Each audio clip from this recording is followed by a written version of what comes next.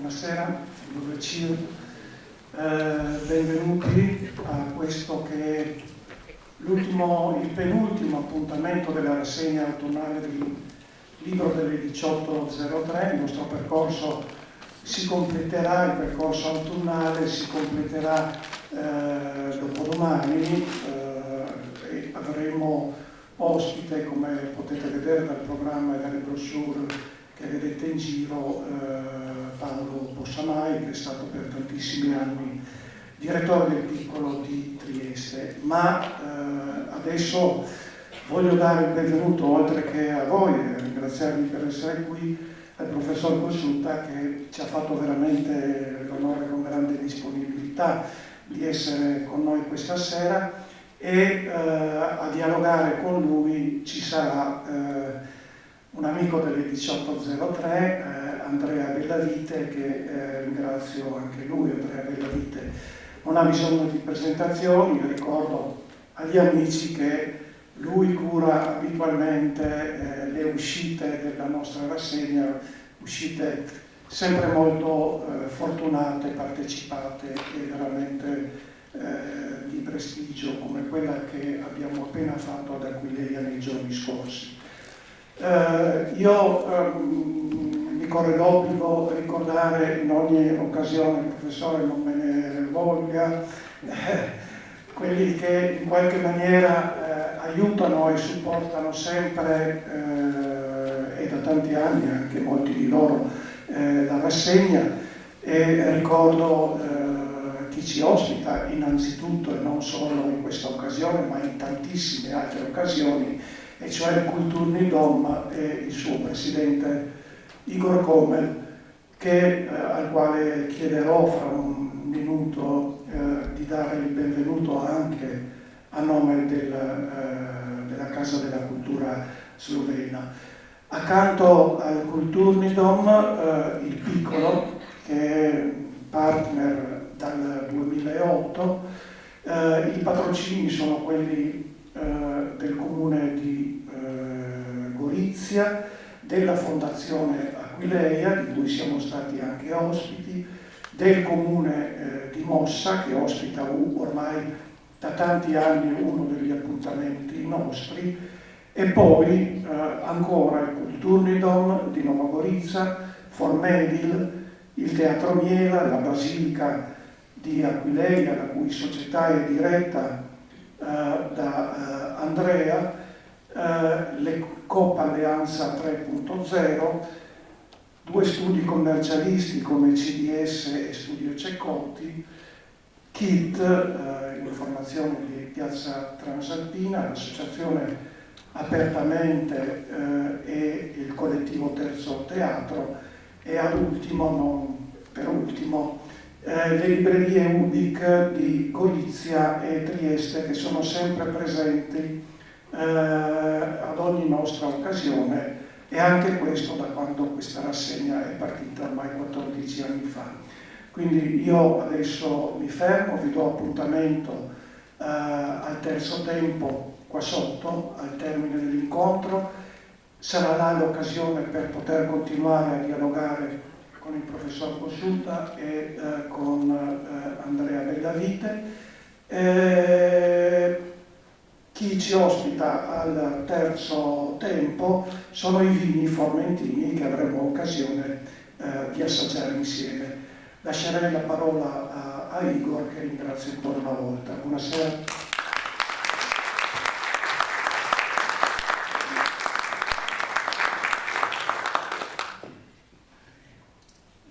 Mislim, da je naloga najprej dobro večer vsem, mislim pa, da je naloga, da se Kulturni-Dom zahvali Pavlu Poliju za sodelovanje. To je že nekajšno leto. Smo že začeli vsega začetka in mislim, da je ta iniciativa 18.03 18.3 oziroma ena del delovanja Kulturnega doma. Kar se mi zdi pa najvažnejše, že danes je, bi rekel, ravno Miran Košuta znak tega, da skušamo vključiti naše, bi rekel, avtorje v tudi italijanske projekte. In tukaj je Paolo Poli, oziroma celotna skupina skupaj z Andrejem Belevitom stalno strani. Lansko leto je bil Jelinčič, je bil Maričuk na tem odru, letos je Košuta, je Tavčar, Nova Gorica, mislim, da to je izraz, kar pomeni, da pa zapravo je tisto medsebojno spoznavanje. Ecco, io vorrei soltanto studiare un fatto che mi pare molto importante, innanzitutto anche in Culturi Non, deve dire grazie a 1803, a Paolo Poli, ormai mi pare che siete in casa a Culturi, tra mille difficoltà che avete avuto, abbiamo sempre cercato di darvi una mano e credo che queste iniziative vale la pena di portarle avanti. Quello che è molto importante, qual è il ruolo del Kulturni Dom in questo senso, di saper inserire nel contesto di queste iniziative anche gli autori sloveni. L'anno scorso era Jelinčić su questo palco, Maričuk, quest'anno è Miran Košuta, Taučar nell'UGG e credo che questa sia una cosa veramente di come cercare, come accennato prima, i vicini di casa devono convivere insieme, conoscere uno l'altro, non soltanto vivere, e credo che queste sono quelle iniziative anche da parte del 1803 che li sta portando avanti, cose che io sottolineo in tutte le occasioni, forse non è la prima volta che mi sentite dire che esistono sul mondo dei architetti che costruiscono i muri e quelli che costruiscono i ponti. E Poli, il 1803, fa parte di quegli architetti che costruiscono i ponti. Hvala, Poli.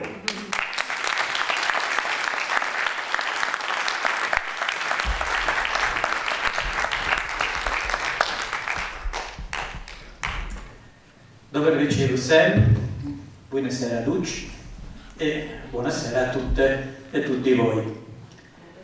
Siamo qui questa sera per presentare un libro, ma soprattutto per farci una chiacchierata con un altro costruttore di ponti, che è il professor Miran Košuta.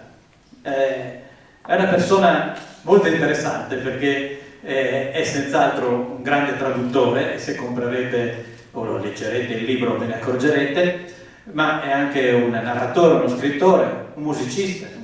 Se andate su YouTube trovate una performance su Giorgio Gaber veramente di altissima qualità, ed è anche un professore che insegna lingua e letteratura slovena, ha insegnato per alcuni anni alla Sapienza di Roma, attualmente a Trieste.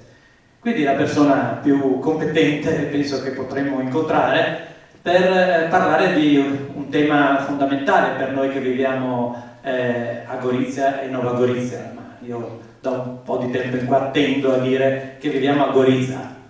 Vuol dire tutto, c'è una Gorizia con una parte antica e una Gorizia con una parte nuova, ma è la stessa città che vive diverse culture, che parla diverse lingue, che incontra diverse persone, anzi che non sono più soltanto sloveni, italiani, friulani come ordinariamente diciamo, ma sono tanti altri che per la storia ha condotto dalle nostre parti, che provengono magari anche da altre parti più lontane del mondo e che quando sono qua entrano a far parte di questo tessuto culturale che piano piano dobbiamo incominciare ad apprezzare, a far nostro, a farci sentire appartenenti a questa straordinaria potenzialità che è vivere in un confine, su un confine, come diceva Angelo Floramo nel bellissimo discorso che insieme poi a Miran Košuta hanno fatto per il 40° del Kulturni Dom.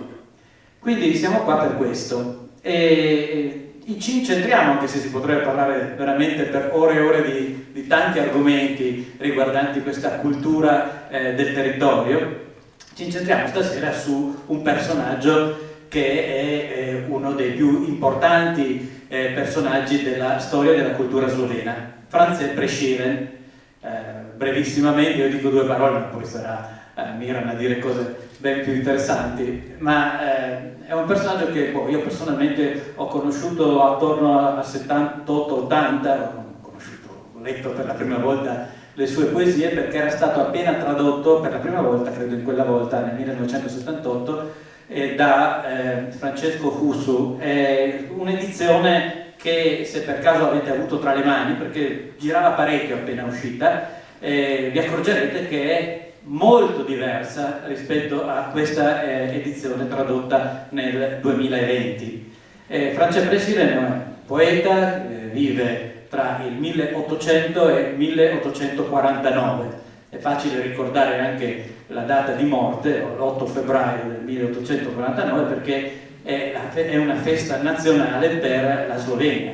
Già questo è un fatto molto straordinario, che un popolo, una nazione, si doti come di festa nazionale della data di morte del suo più importante poeta. Così come del resto credo che anche la festa della Riforma del 31 di ottobre, festa nazionale, in cui è tutto chiuso, insomma, le scuole sono chiuse, i negozi sono chiusi, la festa nazionale di primo livello è collegata al protestantesimo e quindi alla figura di Primo Strubar, forse la figura più importante del movimento riformato luterano a sud del Danubio, quindi una figura straordinariamente importante, anch'essa proveniente dal cuore, in questo caso della Slovenia.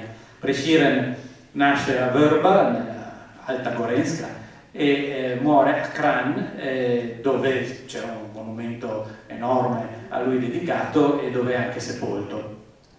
Personaggio interessante, noi stasera parleremo della sua poetica, ma in realtà ci si stupisce un po' anche della sua vita, perché fondamentalmente non ci si aspetterebbe da un poeta di svolgere la professione di avvocato. Tra l'altro, a detta dei contemporanei, un bravo avvocato, anche se non riesce a trovare posto nei posti più prestigiosi, a Lubiana o altro, ma appunto conclude la sua attività a Kranj perché trova lì posto come per la propria professione.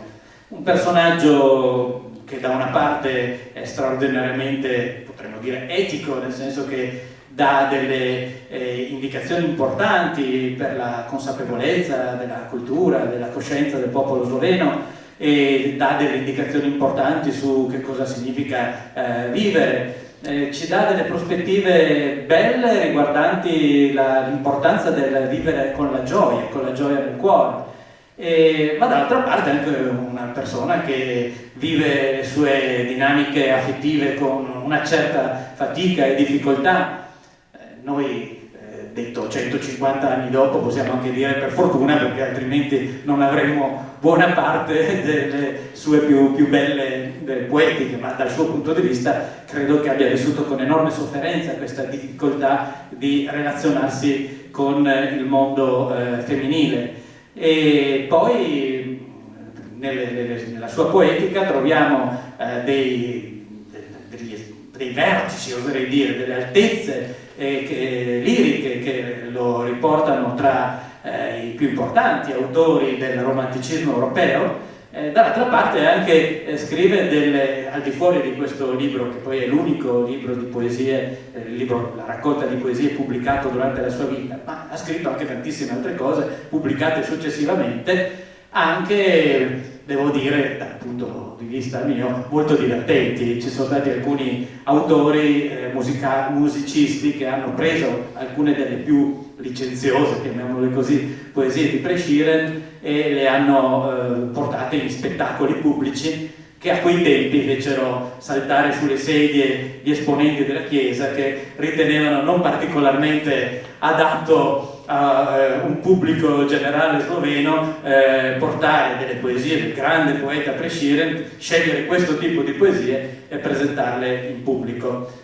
Quando invece al contrario, secondo me, è stato un ottimo modo per far conoscere questo autore non come un qualcuno di irraggiungibile e lontano, ma qualcuno che è capace di fare poesia, di costruire poesia, vivendo profondamente, internamente, nel cuore della storia del popolo sloveno.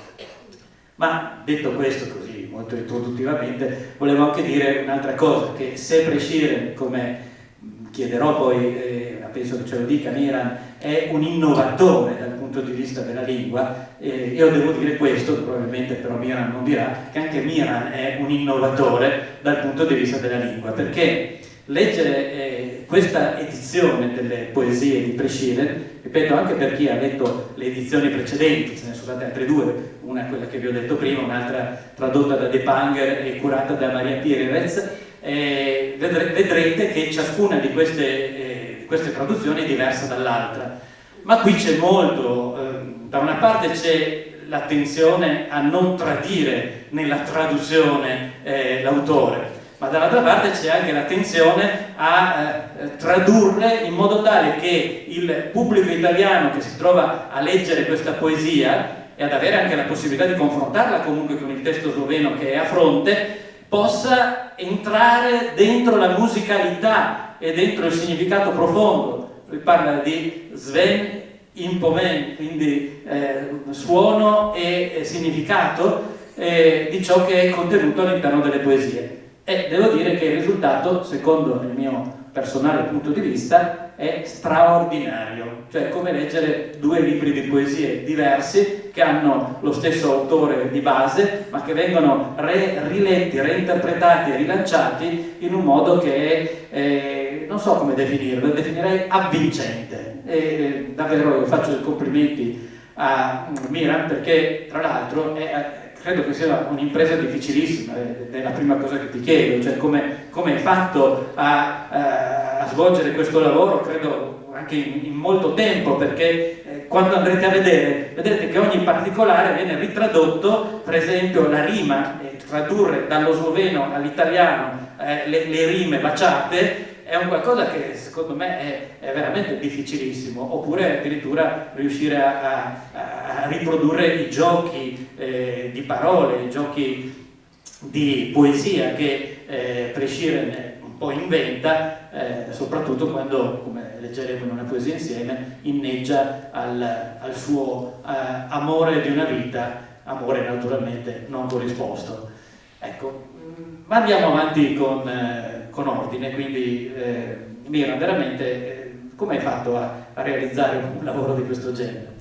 Ma intanto Andrea, grazie a te per questa intelligentissima e acuta introduzione che naturalmente ben contestualizza Franz Prešeren non soltanto nell'ambito della cultura slovena ma della cultura europea e direi anche mondiale, un autore importantissimo.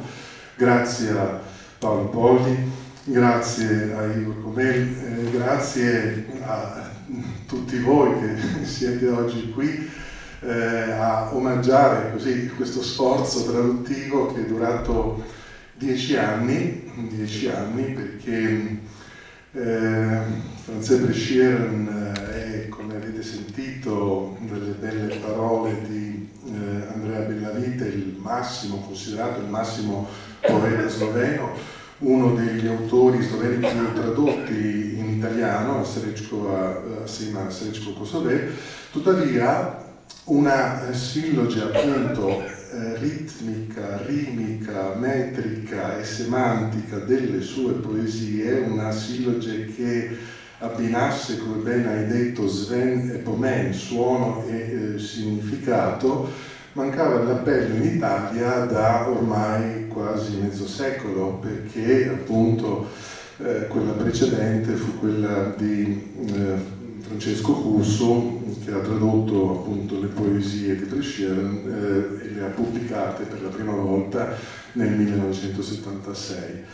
E allora ho voluto cimentarmi in questa ardua impresa di ritradurre appunto le poesie di Prešeren nell'arco degli ultimi 10 anni. Ho preso semplicemente in mano un originale che ho la fortuna di avere a casa, delle poesie Doctoria Franzeta Prešeren, le poesie del dottor Franz Prešeren, e dal primo all'ultimo verso mi sono messo di buona lena e ho tradotto tutto, eccetto naturalmente la ballata Lenore di Gottfried Augustus Bürger, perché già nell'originale sloveno è una riproposta in questa lingua, ovviamente una traduzione dunque già di per sé dell'originale bulgariano, e abbiamo la fortuna di averla in diverse versioni italiane. Berger, ad esempio, Quirino Principe hanno tradotto, diciamo, Lenore di Bürger.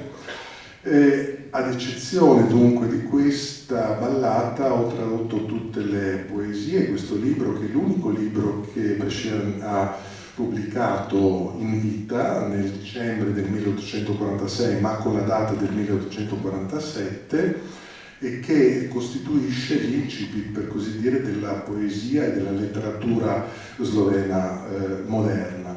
Si tratta, come ben detto, della terza traduzione monografica delle poesie di Prešeren, dopo appunto quella di Francesco Husu e di Giorgio De Panger del 1998. Questa però è alquanto diversa, in quanto ho ritenuto necessario aggiungere anche un corposo apparato critico alla traduzione stessa, e dunque ho dotato il libro sia di una biografia prescerniana, di una bibliografia italiana prescerniana, in più anche delle note ovviamente ai singoli testi, ma quello che mi preme sottolineare è la illustre collaborazione di due valenti storici letterari che hanno scritto la postfazione a questo libro, ciascuno la sua ovviamente.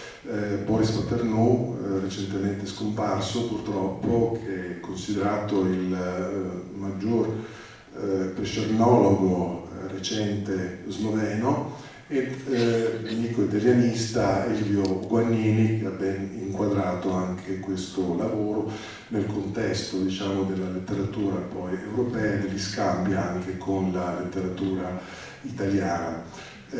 In questo modo dunque si tratta come volume della prima edizione critica italiana delle poesie di Franz Prešeren di fatto, e spero che il lettore italiano abbia così finalmente la possibilità di non solo comprendere ma anche di apprezzare e di capire l'importanza della figura, dell'opera e del canto, dell'alto canto romantico di Franz Prešeren.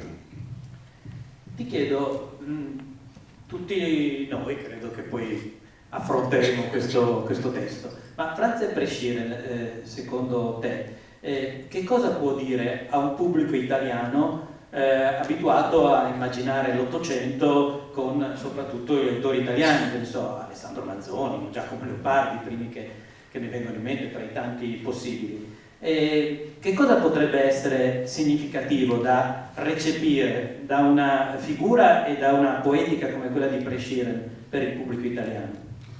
Beh, moltissimo. Innanzitutto credo che i temi sempre attuali e immortali dell'amore travagliato siano caratteristici non soltanto per l'età, l'epoca romantica, ma continuino ad esserlo anche nel presente, e Prešeren è stato il maestro della canzone d'amore slovena, il primo che ha saputo, diciamo, tematizzare in maniera veramente alta, non trovadorica ma sofferta, romanticamente sofferta, questo tema.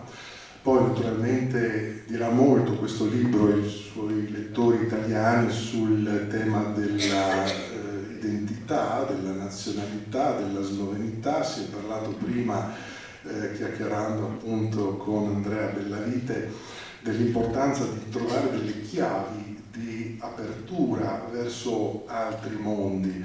Per quel che riguarda il mondo sloveno e la cultura slovena, una chiave possibile che apre naturalmente molte porte è quella appunto di Prešeren in queste poesie, perché attraverso questi versi si riesce a comprendere meglio l'anima, l'animus nazionale, l'identità, gli sforzi di difesa, di sviluppo anche della lingua, dell'identità slovena, che si sono compiuti non soltanto nell'Ottocento, ma che si stanno compiendo anche oggi, e soprattutto anche in queste terre di frontiera. Poi c'è naturalmente tutta una serie di legami anche con la cultura europea e con la cultura italiana che il lettore potrà scoprire leggendo questo libro, appunto. Innanzitutto c'è l'importanza della teoria schlegeliana sull'artismo poetico messa in versi, messa in arte da parte di Prešeren. Prešeren ha fatto sue, diciamo, quelle concezioni veicolate da Friedrich Schlegel e da August Wilhelm Schlegel, soprattutto nella Geschichte der alten und neuen Literatur. Lì Friedrich Schlegel, in questo manuale di storia letteraria, propone appunto come metodo di giudizio alto per una letteratura nazionale la presenza o meno di forme poetiche romanze in quella determinata letteratura. L'introduzione di queste forme poetiche romanze, come la stanza, la terzina, ovviamente l'ottava, il sonetto, la corona di sonetti nella poesia slovena, che è stata appunto veicolata da Prešeren, è indice di modernità e di qualità di una determinata letteratura, in questo caso di questa letteratura e di questa poesia slovena. Prešeren è stato il primo a veicolare queste forme e a donare alla letteratura slovena un'anima, direi, universale.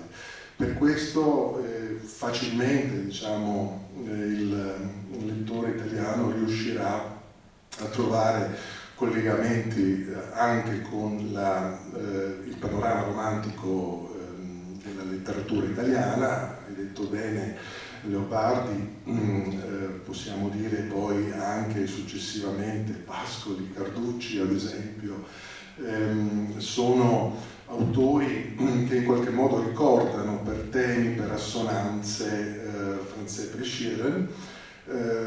Devo dire fra l'altro che Franz Prešeren era un ottimo allievo d'italiano di Valentin Vodnik, che è stato il primo poeta sloveno, che è stato il suo insegnante poi di italiano al liceo, al ginnasio anzi, e Franz Prešeren ad esempio ha ricevuto un dono, scambiando il libro che aveva ricevuto in dono appunto dai suoi docenti, una copia della Divina Commedia di Dante, per cui naturalmente conosceva molto bene la letteratura italiana. Tramite un goriziano, Francesco Leopoldo Savio, anche ha preso molto della letteratura italiana, di Monti, di Alfieri, di naturalmente Alessandro Manzoni, I Promessi Sposi e così via, e ha fatto propri questi consigli per poi naturalmente trasfonderli in poesia. Una poesia che ritengo con queste tematiche, con queste qualità, parli anche all'uomo moderno. Subito magari faremo anche un esempio. Prima però volevo chiederti, oggi in Slovenia come viene vissuto questo rapporto con il poeta fondante, la poesia, la letteratura slovena? È ancora sentito come il sommo poeta, quasi come dicevi prima, i riferimenti di ogni nazione hanno un poeta particolare, ecco. Per la Slovenia Franz Prešeren è ancora il sommo poeta? Sì, direi che vale ancora quello che ha scritto nel 1866 Josip Stritar nella prefazione alla riedizione delle poesie di Prešeren nella collana Klassie, il quale ha detto appunto ciò che per gli inglesi è Shakespeare, per gli italiani Dante, per i tedeschi Goethe, per i francesi Racine, per i polacchi Mickiewicz, per i russi Pushkin. Questo per gli sloveni è Prešeren. In qualche maniera Prešeren continua a rimanere il poeta nazionale e giustamente hai detto che l'8 febbraio è ancora festa nazionale in Slovenia, dunque riveste i panni di un'icona nazionale, certamente. Tuttavia va detto che invece il ruolo della letteratura e della poesia in Slovenia sta il ruolo etnocostitutivo, come può essere quello appunto donato alla poesia e alla letteratura slovena da Prešeren, sta gradualmente scemando negli ultimi tempi, parallelamente all'affermarsi anche in questo paese delle logiche del mercato neoliberista. Il consumismo, diciamo, sta allontanando anche gli sloveni dalla cultura e diciamo che questo da una parte ha fatto sì che il poeta attuale in Slovenia possa finalmente, libero da gravami anche nazionali, se vogliamo, da quello che qualcuno ha chiamato prescernuska struttura, cioè la struttura prescerniana, il complesso prescerniano, possa finalmente dirigersi, come diceva un grande poeta contemporaneo, Tomasz Salamon, nell'intimo di se stesso, al centro della propria arte. D'altro canto invece il ruolo sociale, diciamo, della poesia, della letteratura sta appunto scemando. Le tirature, ad esempio, dei libri di poesia stanno diventando lillipuziane. Ovviamente per la cultura il governo investe meno dell'1%, si raggiunge, diciamo, la soglia dell'1% del prodotto interno lordo, che è una soglia europea molto bassa. Naturalmente altri paesi investono molto di più in cultura. I 350 letterati sloveni ovviamente stentano a vedere pubblicati i propri lavori. 350 sono quelli che fanno parte dell'associazione Društvo slovenskih pisateljev, o associazione degli scrittori sloveni. C'è una difficoltà anche per quel che riguarda naturalmente le riviste, le case editrici. Sì, si pubblicano 6.000 titoli all'anno, però come ho detto con sempre minori tirature e con libri di qualità e di cultura che si stanno assottigliando, così come pure i libri di letteratura. Direi dunque che Prešeren è un grande esempio, un esempio che varrebbe la pena, diciamo, di riprendere, così come ha consigliato a suo tempo Srećko Kosovel, il quale ha detto: non fate tanti proclami, non fate tante diciamo, manifestazioni in onore di Prešeren, prendete in mano qualche suo libro e leggetelo. In fondo di libri ne ha scritti uno solo. Grazie, penso che hai espresso anche delle problematiche che sono un po' globali. La stessa cosa succede evidentemente anche da noi. Qui abbiamo anche poeti ed editori che magari nella parte successiva potrebbero avere molto da dire su questo argomento, perché credo che ci voglia anche il coraggio, come qualche piccola casa editrice sta portando avanti, di pubblicare un qualcosa che vada in un certo senso contro l'idea dell'interesse di mercato, per poter invece far crescere la dimensione culturale. E credo che ci siano appunto degli esempi importanti da questo punto di vista anche nel nostro goriziano.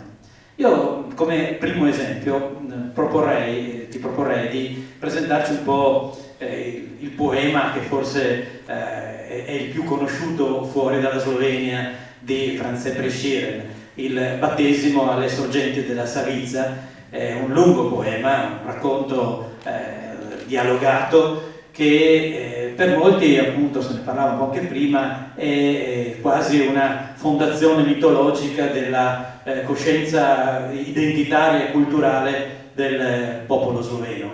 Ovviamente non lo possiamo leggere tutto perché è lunghissimo, leggeremo solo l'ultima parte, ma se volevi un attimo inquadrarlo prima di leggerlo. Sì, volentieri. Questa è un'opera ovviamente pubblicata nel 1835, Krst pri Savici, battesimo alla Savica. È naturalmente il primo poema epico-lirico sloveno. L'epica prima di Prešeren non esisteva praticamente, e Prešeren le ha dato appunto voce con questo testo che è composto da 503 versi, dunque non un poema epico molto lungo. Sappiamo che il più lungo poema epico è stato scritto recentemente da un eccezionale poeta sloveno, si chiama Boris Novak, che ha ovviamente pubblicato questo poema Vrata ne povrata, traduco con una traduzione di servizio La porta del non ritorno, che consta di 40.000 versi, dunque per Sheeran è stato diciamo, introdotto l'epica slovena con un piccolo poema, tuttavia molto significativo perché tratta appunto della cristianizzazione degli sloveni nel 772 d.C. E dunque del passaggio anche non soltanto religioso ma anche culturale sotto il dominio franco e bavarese, che avrebbe portato sì una nuova religione, una cultura, anche una scrittura importante per poi lo sviluppo del popolo e dell'identità slovena e per la sua storia, ma avrebbe in qualche maniera anche represso quel paganesimo, diciamo così, delle origini che era appunto la religione del protagonista di questo Krstesavitsi, cioè Čertomir. E poi c'è naturalmente anche il tema amoroso di questo amore impossibile tra Čertomir e Bogomila, perché Bogomila, che è stata prima naturalmente vestale pagana della dea Shiva, si è convertita al cristianesimo per salvare in qualche maniera Čertomir, e quando Čertomir torna naturalmente dalla pugna, dalla battaglia vivo, Bogomila crede, anzi constata di essere stata esaudita dal nuovo dio e perciò naturalmente mantiene il voto che aveva fatto, cioè di non sposare Čertomir in vita. Čertomir in questo modo naturalmente per diciamo, venire incontro e ovviamente corrispondere al sacrificio di Bogomila si fa battezzare presso appunto la cascata Savica che si trova ancora oggi vicino al lago Bohinj in Slovenia. Si fa battezzare e poi diviene prete. Come vedremo in queste due ultime strofe succede quello che succede. Molče utoprošnjo Čertomir dovoli, z duhovnim bliža slabosti Savice, molitve svete Mašnik, on z njim moli, v imenu krstiga svete Trojice, so na kolenih, kar jih je okoli, se od veselja sveti obraz device, ki je bila podpora vere krive, je odpravljala službo Bognje žive. Razlagajo, ko pride v Akvilejo, mu svete pisma, proste zmote vsake. Postane Mašnik, v prsih umerjejo nekdanji upi, med svoje rojake Slovence gre in dalje čez njih mejo, do smrti tam preganja zmot oblake. Domov je Bogomila šla kočeti, nič več se nista videla na sveti. Non eravamo d'accordo così, però adesso ti chiedo, in questo caso, il prossimo lo farò io, ma di leggere anche la parte in italiano, se l'hai tradotta tu.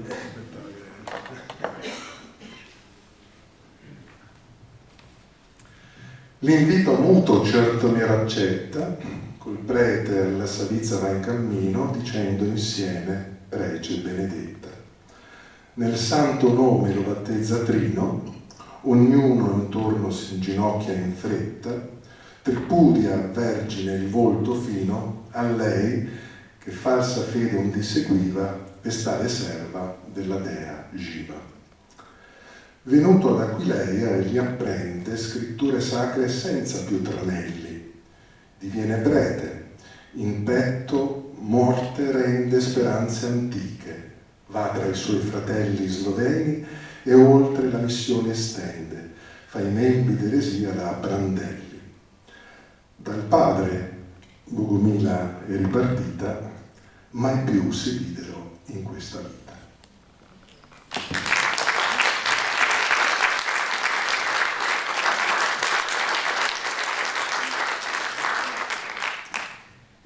Ora, introdotti da Čertomir e Bogomila, parliamo un po' d'amore, perché uno dei temi fondamentali, penso, di Presciren è l'amore. Come dicevo all'inizio, forse proprio l'amore sofferto che viene sublimato attraverso la poesia. E come è strutturato un po' il tema dell'amore all'interno del libro delle poesie, dell'intero libro delle poesie di Presciren?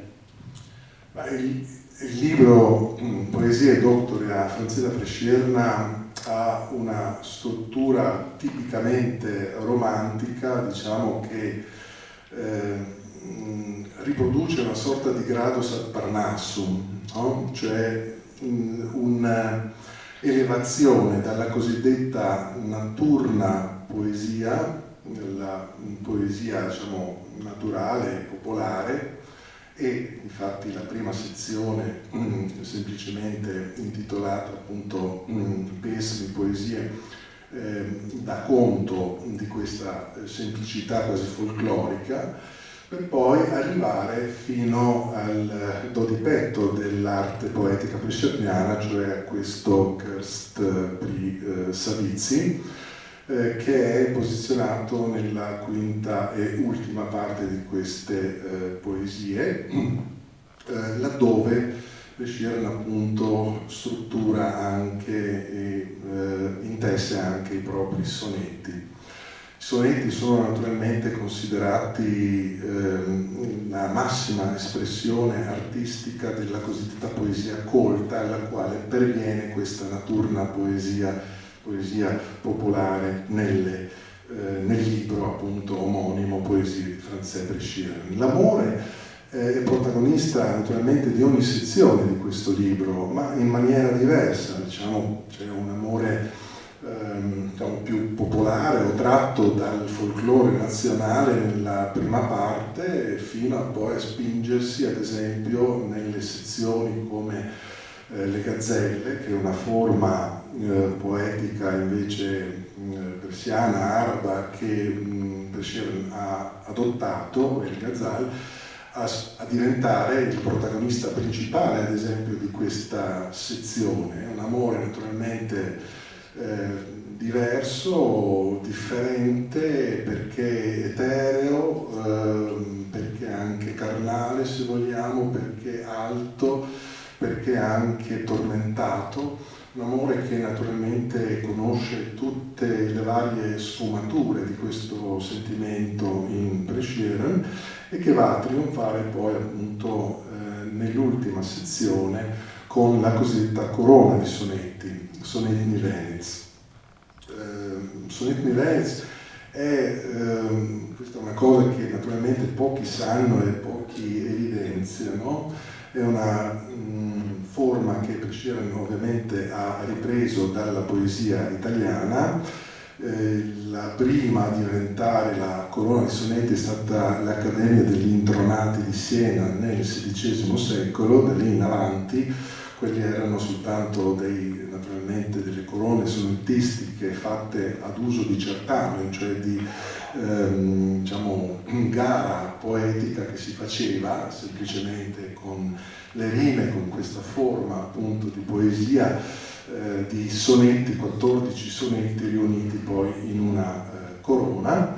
Presciren ha adottato questa forma complicandola alquanto, perché al 14° sonetto ne ha aggiunto un 15° che è il cosiddetto magistrale, che compendia poi i primi versi di ciascun sonetto precedente, e ha complicato ulteriormente questo magistrale perché vi ha intessuto nella prima lettera l'acrostico.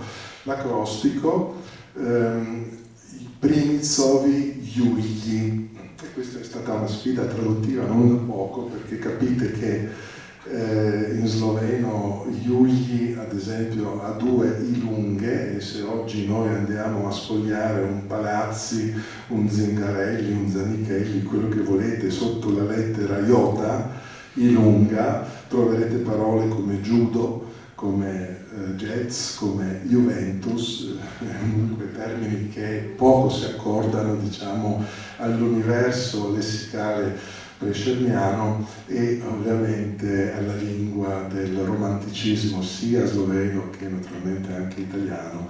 Ho dovuto perciò reinventare, diciamo, questo acrostico e l'ho adattato, adattando anche il nome della protagonista, della musa di Prescieren, che era Julia Primitz, una ricca rampolla borghese lubianese del tempo, e allora l'acrostico è diventato A. Giulia Primitz, con la TZ finale per far leggere la Z anche al lettore italiano. Spero di aver fatto bene, e se vuoi diamo un saggio allora di questo magistrale.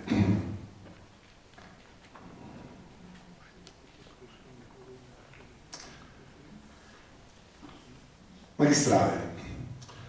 Poet tvoj nov Slovencem venec vije, ran moj po spomin tvoje hvale, iz srca svoje so kali pognale mokro cveteče rožice poezije. Iz krajev niso, ki v njih sonce sije, cel čas so blagih sablic pogrešvale, obdajale so utrjene jih skale, viharjev jeznih mrzle domačije. Izdihljaji, solze so jih redile, jim moč so dale rasti neveselo, ur temnih so zatirale jih sile.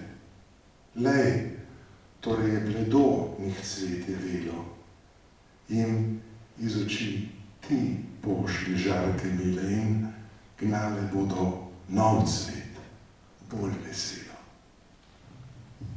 Devi leggere anche in italiano. A voi sloveni il nuovo serto sia gloria di te e memoria del mio duolo. In cuore germogliarono bocciolo uggiosi i fiori della poesia. Lontana al sole crebbe l'urgenia, invano attesero di aule il volo. Attorno avevano roccioso suolo, ponenti irati in gelida badia. Respiri avevano, pianti a nutrimento, infusero rigoglio loro mesto, momenti cupi ebbero addormento. Il loro, vedi, è dunque un vizio cesto. Tu, dolci in via degli occhi raggicento, zampilleranno nuovo fiore presto.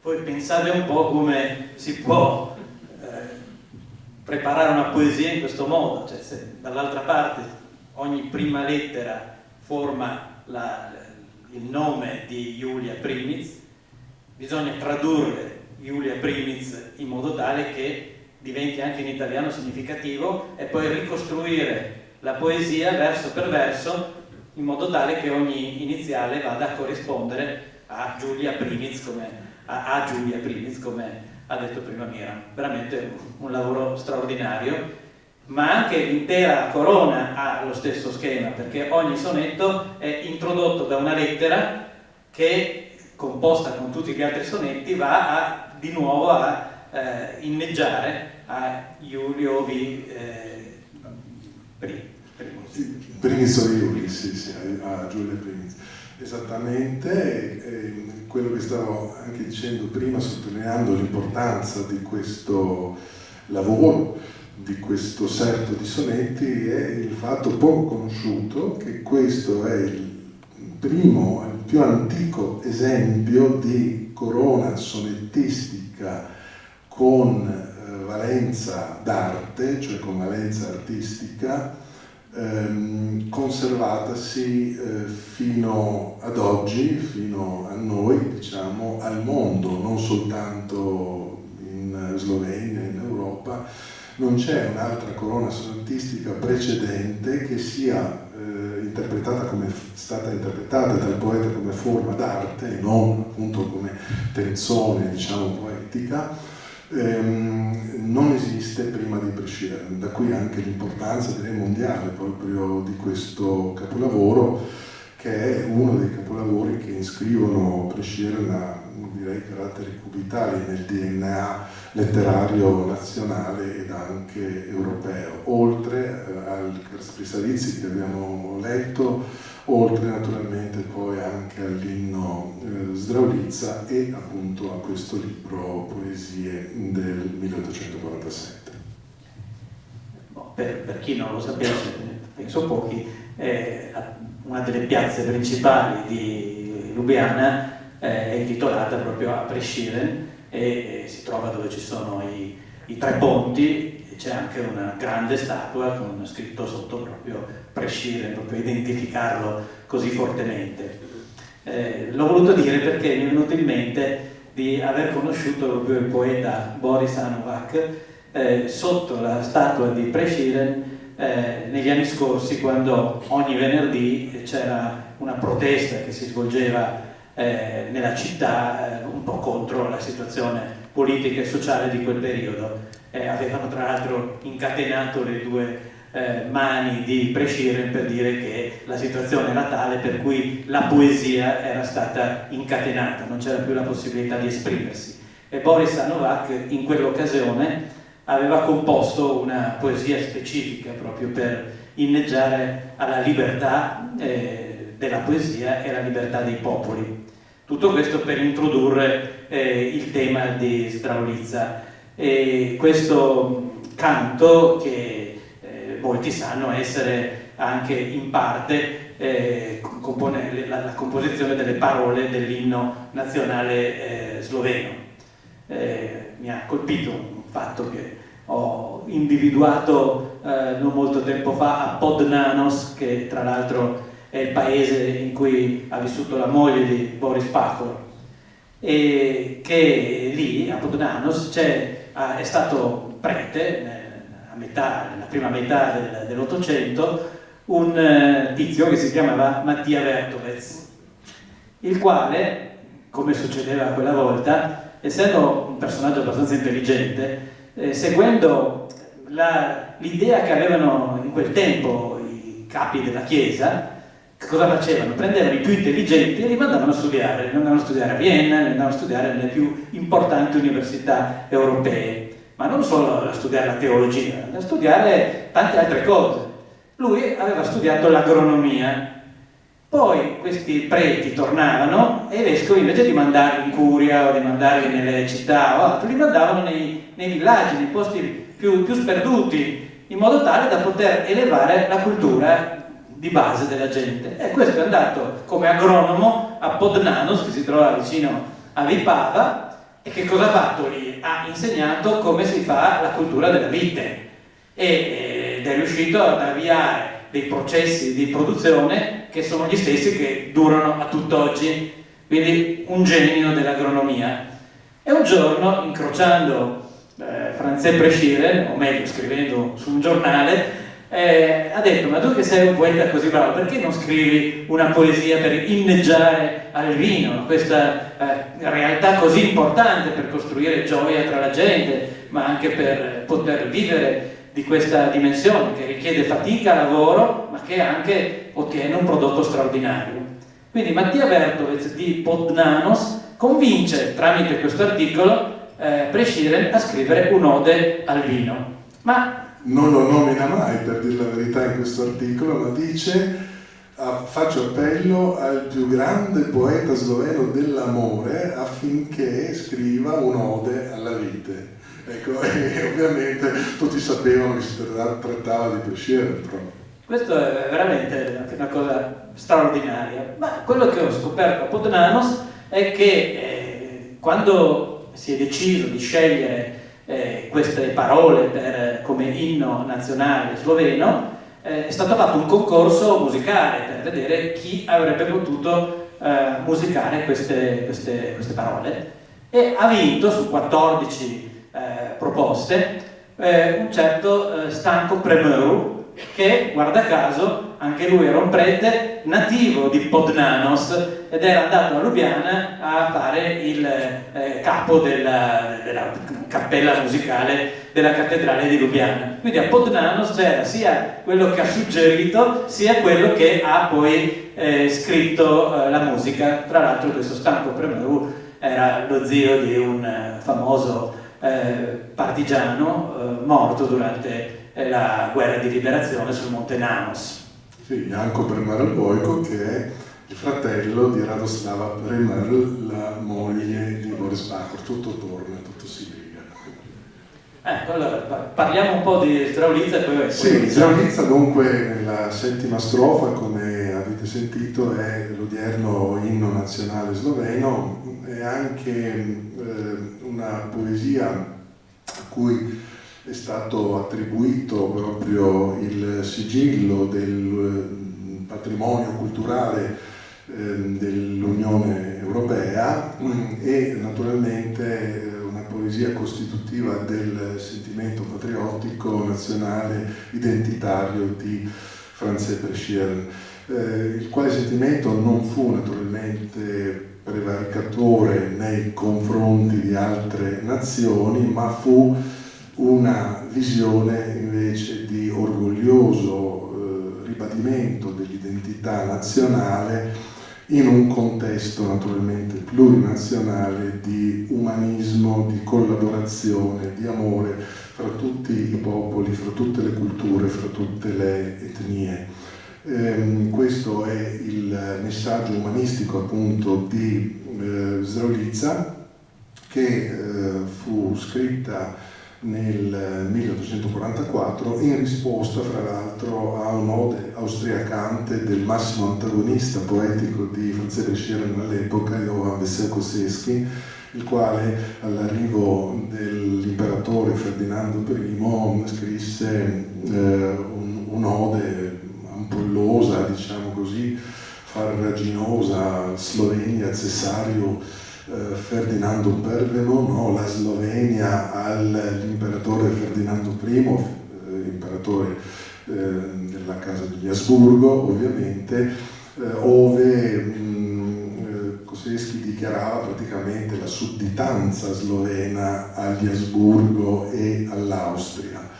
Mentre Peschier, appunto, rispondendo con questa Zdravlitsa, vuole invece ribadire l'autonomia culturale e identitaria del popolo sloveno anche in seno alla stessa Austria, allo stesso impero austriaco e poi ovviamente l'inclusione di questa slovenità in una sfera più ampia del mondo, dell'Europa, dell'umanità.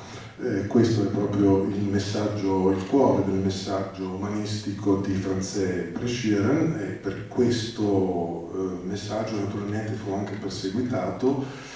Abbiamo detto prima che fu un avvocato, diciamo, anche abbastanza buono per qualità tecniche, ma che non ebbe fino alla fine quasi dei suoi giorni possibilità di esercitare da libero avvocato la propria professione proprio in virtù di queste idee, perché era ritenuto dall'Austria un Freigeist, uno spirito libero, e dunque gli veniva sistematicamente per ben 6 volte negata la domanda di autorizzazione all'esercizio della libera professione di avvocato. Anche la stessa Zdravlitsa è stata ovviamente censurata e ha potuto, diciamo, vedere la luce nella sua forma integrale appena nell'anno 1848, 4 anni dopo, con la Primavera dei Popoli, quando la censura austriaca è venuta meno. Lo leggiamo. Mi farai sempre lo scherzo questa volta, prima. Questa volta lo leggo in italiano. Allora, in italiano.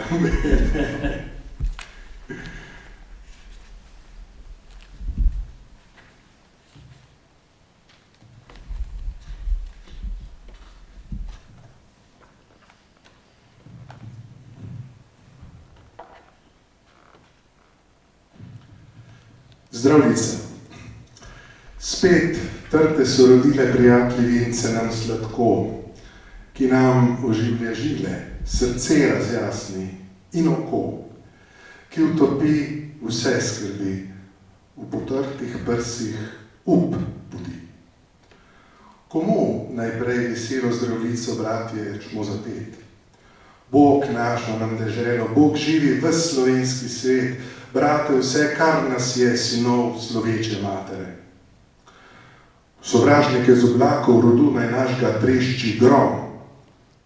Prost, ko je bil očakov, naprej naj bo Slovencev dom. Naj zdrobe njih roke si spone, ki jim še teži.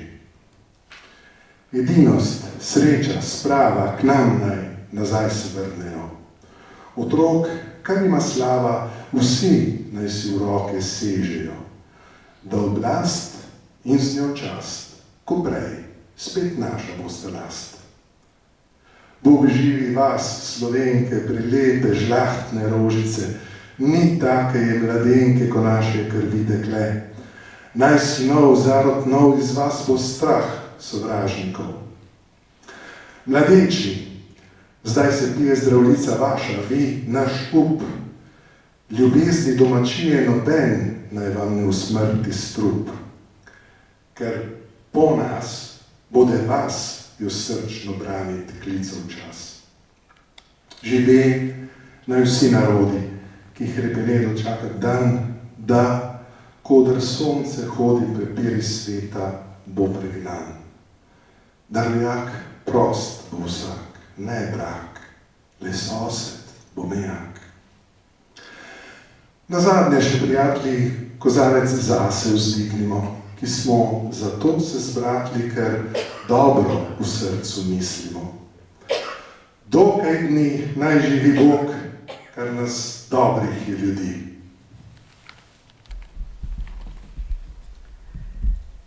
Di nuovo ci hanno dato le viti, amici, un dolce vino che viene ravvivato rendendo il cuore e l'occhio fino, che annegherà le avversità, speranza in petto desterà. A chi per primi ora, fratelli, il calice liviamo, preservi Dio, dimora a noi sloveni quanti siamo, di madre che, gloriosa è, diventi ogni figlio un re. Dai nembi gli avversari, di stirpe nostra schianti il tuono, redenti i nostri lari rimangano qual stati sono. O mano tu, infrangi orsù i ceppi della schiavitù. Felici, in pace uniti, torniamo a essere domani, di Slavia i figli aviti, sì tutti stringano le mani, con dignità scettro sarà di nuovo nostra proprietà. E viva noi, e viva voi slovene, meravigliosi fiori rari, ad altra nelle vene non scorre sangue al vostro pari.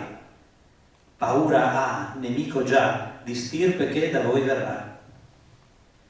Brindiamo con calore ai giovani, speranza prima, di patria l'amore, nessun veleno vi sopprima, perché voi, dopo noi, un dì sarete i bardi suoi. Nazioni, lunga vita, che anelate al giorno mite, in cui verrà bandita ovunque sotto il sol la lite. Ciascuno avrà la libertà e il suo vicino amerà. Infine, amici grati, leviamo coppa in nostro onore, che siamo affratellati perché abbiamo puro il cuore.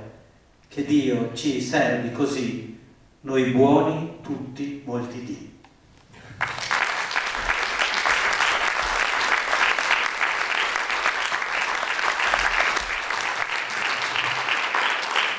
Andiamo a concludere questo bellissimo, secondo me, incontro, questo dialogo. Però voglio dire, così anche leggendolo adesso davanti a voi, ci si commuove un po'. Io non voglio fare paragoni con nessuno, però che un inno nazionale inneggi alla convivenza tra i popoli e alla pace, che venga il giorno della pace e che quel giorno sarà il giorno in cui tutti ci si amerà. A me sembra un qualcosa che esprime una profonda coscienza di un popolo che non vuole dominare il mondo, ma che vuole lanciare un grande messaggio al mondo. E siccome Miran, credo che tu stai facendo un lavoro straordinario, noi parliamo di capitale europea della cultura, di unione tra le culture italiane, slovene, soprattutto qui sul territorio, friulani, e tu ci stai dicendo che, non solo con questo libro, ma con tutto il tuo lavoro, che la cultura e la letteratura, l'arte possono essere veramente il luogo dove ci si può incontrare e, dicevi prima, compenetrare, non sentirsi dei buoni vicini, ma compenetrare, offrendoci l'un l'altro la ricchezza della propria storia e della propria cultura. E questo io vorrei chiedere proprio come tuo messaggio finale, un po' di questo nostro dialogo, che cosa può accadere ancora, come possiamo fare perché avvenga questa compenetrazione che ci faccia sentire parte di un'unica storia nella nostra diversità. O qui a Gorizia, come facciamo a sentirci veramente appartenenti a questo territorio, a questa umanità che ha tanto sofferto ma che oggi vive questa nuova occasione? Come facciamo perché possa avvenire tutto questo? C'è bisogno, credo, di una cosa fondamentale, dell'empatia. C'è bisogno dell'empatia. Dobbiamo metterci sempre nei panni dell'altro, del diverso, vivere quei panni, vivere quella vita, vivere quella mentalità e poi naturalmente farla propria. Questo lo si fa ovviamente a livello emotivo, naturalmente anche a livello intellettuale, ma lo si fa conoscendo soprattutto, io credo, ciò che per l'altro da noi, il diverso, è fondamentale, quello che costituisce la sua diversità, cioè la lingua. Allora credo che tu ci stai dando un esempio meraviglioso con il tuo sloveno. Credo che una delle chiavi per questa empatia sia apprendere anche la lingua dell'altro, anche la cultura dell'altro, la letteratura dell'altro, e questo vale per gli sloveni come per gli italiani, non soltanto per gli italiani naturalmente che partono svantaggiati perché per questioni storiche naturalmente la lingua slovena non è stata coltivata. Sarebbe ora, ad esempio, che ciò venisse fatto soprattutto nelle scuole, dando la possibilità, diciamo, a chi lo vuole, naturalmente senza forzare nessuno, di poter avvicinarsi all'altro, di poter vivere la sua vita, vivere la sua cultura, vivere la sua identità attraverso la lingua. Credo che questo sia ciò che possiamo auspicare in vista naturalmente di Gorizia, capitale culturale europea nel 2025. Compenetrarsi in questo modo e far sì che con l'empatia non si vivano più in questo territorio di confine finalmente delle vite parallele, come direbbe Plutarco, ma che la multiculturalità, la compresenza di varietà culturali, linguistiche, etniche su questo territorio diventi invece, proprio con questa empatia, interculturalità, diventi lo scambio effettivo in cui uno, trasmettendo la propria cultura o la propria lingua, la propria letteratura all'altro, non solo arricchisca l'altro, ma lo cambia anche in qualche maniera.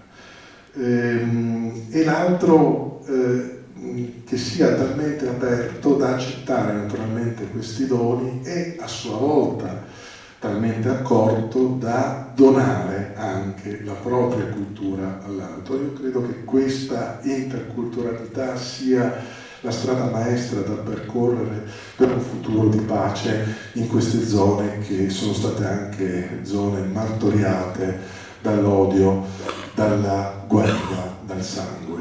Mai più guerre, mai più sangue, ma invece conosciamo il vicino, amiamolo, come dice appunto Presciera nella settima strofa della sua Zdravljica, e mi piace ricordare un detto molto assonante di un amico traduttore, un poeta che è scomparso, fiumano, istriano, dalmata anzi, Gino Brazzoduro, il quale diceva che tradurre è sinonimo, soltanto un sinonimo del verbo amare. Allora, traduciamoci e amiamoci.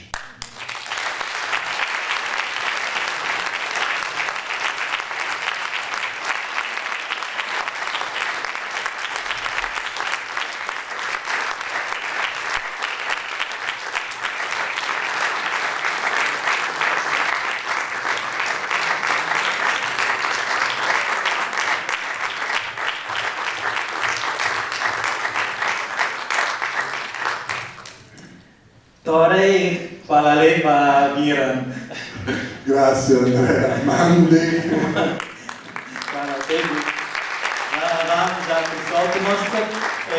Naturalmente siete invitati tutti a fermarvi ancora un po' per bere un bicchiere insieme e anche per approfondire queste bellissime intuizioni che credo che siano entrate non solo nella nostra testa ma anche nel nostro cuore. Grazie, buona serata, Lepide Cirusè.